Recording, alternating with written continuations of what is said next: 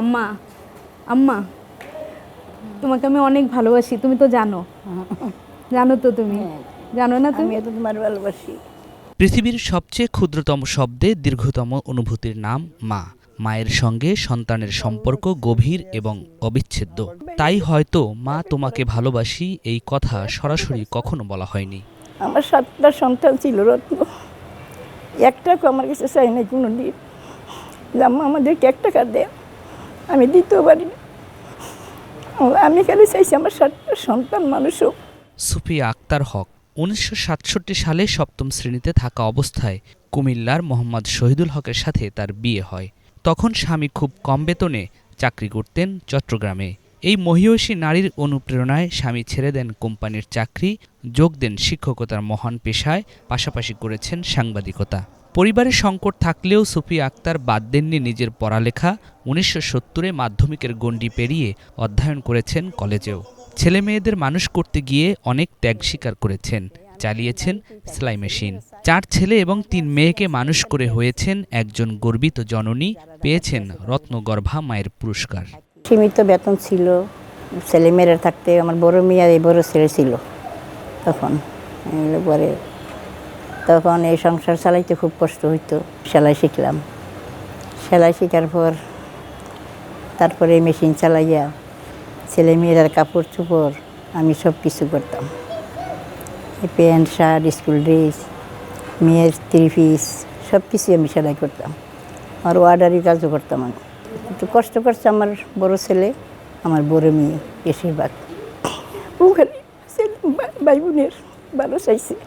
সংগ্রামী এই মায়ের 7 সন্তানই কৃতিত্বের সাথে বিশ্ববিদ্যালয়ের সর্বোচ্চ ডিগ্রি অর্জন নিয়ে পেশাগত জীবনেও সুপ্রতিষ্ঠিত।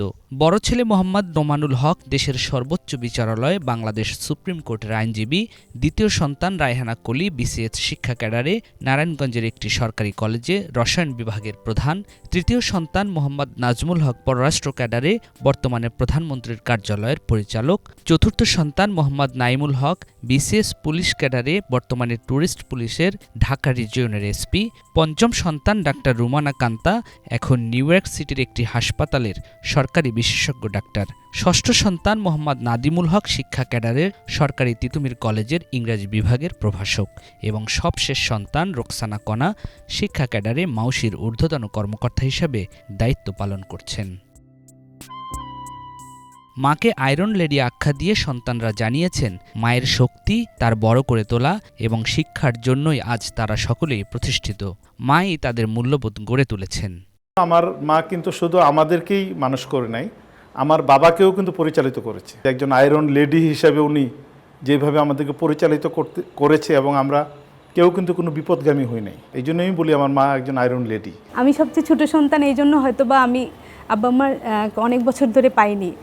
বাট আমি চাই আল্লাহ আব্বা আম্মাকে, মানে যতদিন আমি জীবিত থাকি ততদিন যেন আব্বা আম্মাও আমার সাথে থাকে। আমার মা যখন আমাদেরকে খাওয়ার কাজে ব্যস্ত ছিল, আমার ছোট বোন রুমানা কান্তা পুকুরে পানিতে পড়ে যায়। তখন আমি দেখেছি যে আমার মা আমার খাওয়ার থালার বাসন হাত থেকে ফেলে দিয়ে লাফ দিয়ে কিন্তু উনি পুকুরে নেমে গিয়েছিলেন এবং আমার ছোট বোনকে সেখান থেকে উদ্ধার করে নিয়ে আসছিলেন। আজকে যদি আমার মা সেইভাবে দৌড়ে না যেতেন তাহলে হয়তো আজকে আমরা আমাদের একটি বোনকে হারাতাম। আমার মা ছিল একদম পরোপকারী। মানে কার কী সমস্যা ছিল, যেমন আমাদের যারা আত্মীয় স্বজনরা ছিল সবার দিকে উনি খেয়াল রাখতো, সবাই আমার মার দিকে তাকিয়ে থাকতো, যে সমস্যা মার কাছে আসতো। এই বিষয়টা আমাকে খুবই টানতো ছোটোবেলা থেকে। রত্নগর্ভা হয়েছে আল্লাহ করছে, আল্লাহ ছাড়া কেউ করে বলা ভালো না, আল্লাহ আবার নারাজ হয়েছে না। শিক্ষার জন্য নিবেদিত প্রাণ এই মহিয়সী নারীর সংগ্রামী জীবন অনুপ্রেরণা হতে পারে লাখো কোটি মায়ের। রত্নগর্ভা এই মায়ের সুস্বাস্থ্য, কল্যাণ এবং দীর্ঘায়ু কামনা করছি। নিয়াজ মখদুম, বাংলা ভিশন, ঢাকা।